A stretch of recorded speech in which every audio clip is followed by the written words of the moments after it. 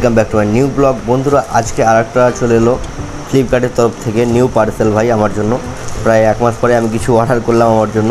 By the way guys, এই ফ্লিপকার্টের parcel বা যে কোনো পার্সেল দেখে কিন্তু সেটাকে আনবক্সিং করতে খুব ভালো লাগে। তো চলো গাইস, এর মধ্যে কী আছে আনবক্স করে দেখা যাক। हाँ ये कर लो पहले। By the way guys, guess করো তোমরা এর মধ্যে কী থাকতে পারে। গাইস, প্রথমে এই কাট লাগিয়ে দেবো এইভাবে। চলো, এক হাতে ফোন আছে ভাই, এক হাতে ভিডিও হচ্ছে। अच्छा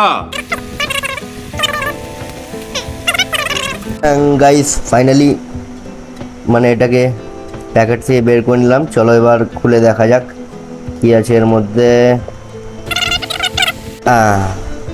ওয়াও গাইস, ঘড়িটা খুব সুন্দর লাগছিল। ফ্লিপকার্ট খুঁজে মানে ঘাঁটতে ঘাঁটতে আমার এটা চোখের সামনে চলে এলো। ঘড়িটা অনেক চয়েস হয়েছে। তো চলো গাইস, ঘড়িটা দেখা একবার তোমাদেরকে। ওয়াও